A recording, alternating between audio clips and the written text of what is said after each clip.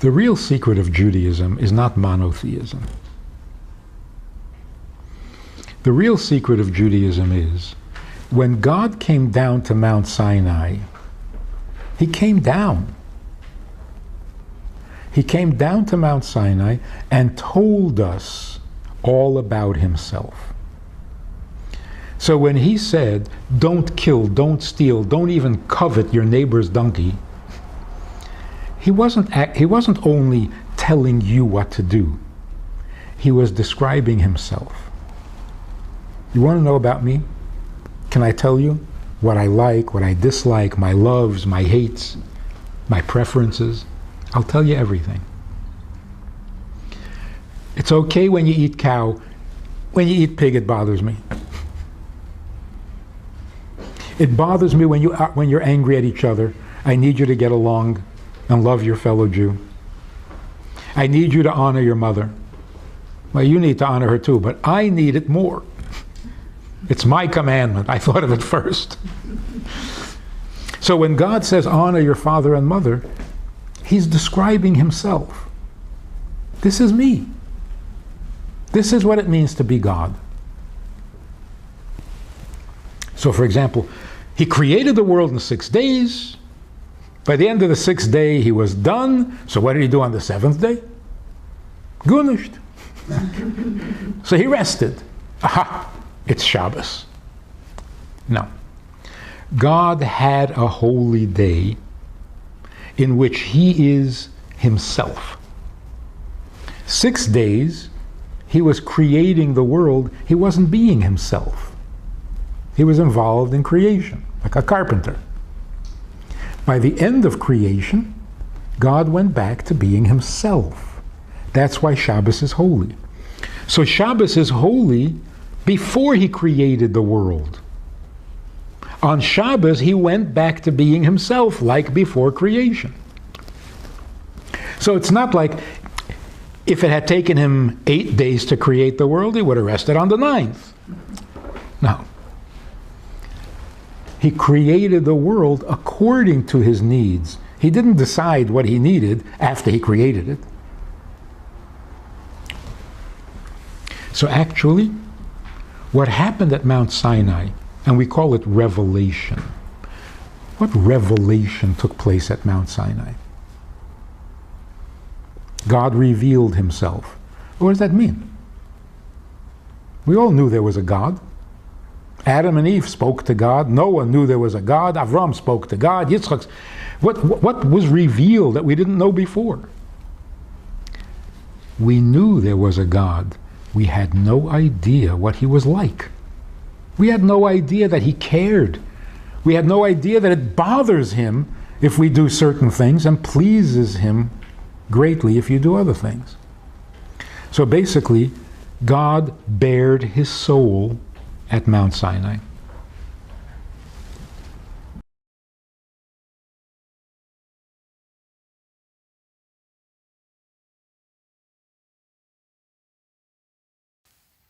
The comedy of marriage is that God invented it. It's a divine idea, not human. It's a divine idea that asks human beings to be something more than human. Now that's funny. You're going to do something divine? What else do you do that's divine on a given day? God is asking us to do something divine. And what is divine about it? To get bigger than yourself. To be able to hear another person without imposing your own prejudices. If your wife is sensitive about her idiot sister, and we're not debating whether she's really an idiot, a big idiot, a little idiot, it doesn't matter. You got to hear what the other person is saying. If it bothers her when you make fun of her sister, then that is the biggest crisis in your life. And not only should you not make fun of her sister, but you should become the one to protect her sister from any ridicule or criticism. Because you're on her side. You're there to make her life better, easier, and more pleasant. This is a little more than the human nature dictates. So we're asked to be divine. One of the reasons for marriage, I'm sure there are many, is that we have a whole list of qualities, virtues, good things about us that we may never use. How often do you have to be tolerant? How often do you have to be forgiving? How often do you have to be empathetic, sympathetic? How often do you have to sacrifice your comfort for someone else's? If you weren't married, hardly ever. But when you're married, every good quality you possess is going to be activated. You're going to need to use it. And that is the best part of marriage. When we resent that, then we've got the wrong idea of what marriage is. Marriage literally is a godly idea. It's not two people fell in love and decided to get married.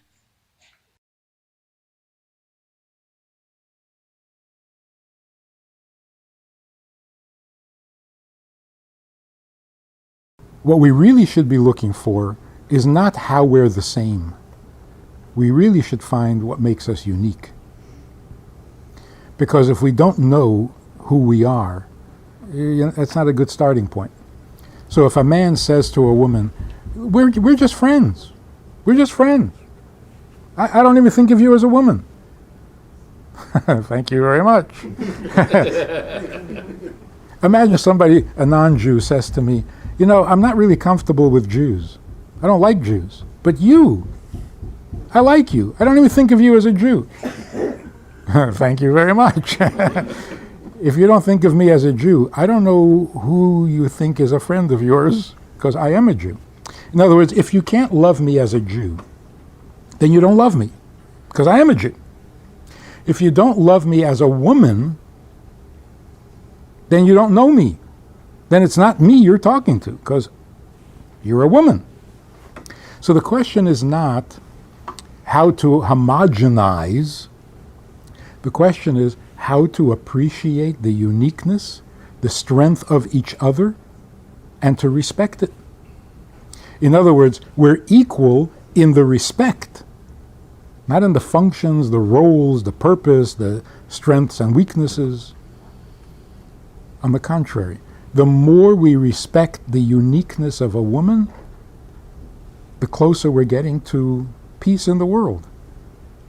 By homogenizing, we're not getting anywhere. I mean, we've tried it. It's been going on for hundreds of years now. Are women better off? Financially, maybe.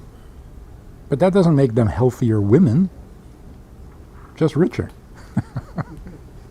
So to not appreciate the uniqueness of a woman is disrespectful. And I think everybody would agree. Those days when the average man would stand up when a woman walks into the room. Is something wrong with that? That's not good? It's very good. So, you don't stand up when a man walks in? Yeah, because a man is a man, a woman is a woman. So we got to get deeper into what it is to be a man, what it is to be a woman, what it is to be a Jew. This homogenizing philosophy, we've tried it desperately. I don't know if it's working. I don't know if it's doing anybody any good. So we got to be careful with equality. Equality in what? In everything? Come on, that's not good. So what we're trying to do is regain the respect that we once had for women.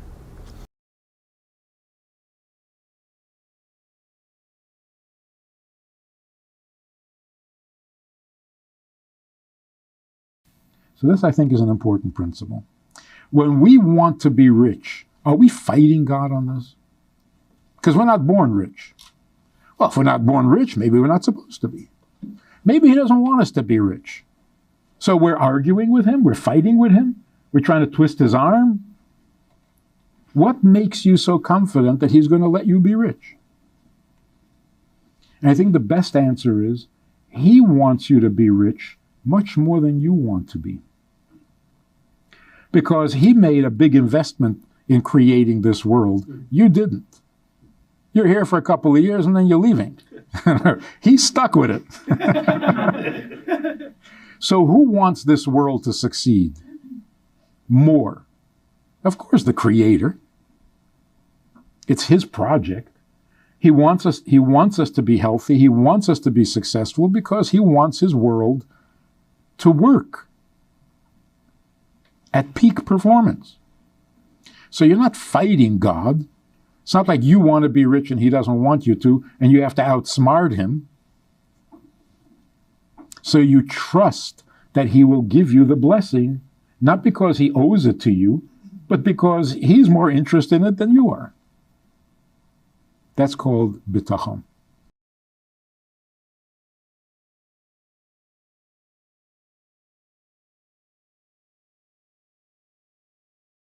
When is the sin really fixed? When it becomes a mitzvah. But how does that happen? How does an intentional sin become a mitzvah? So, a sin in general means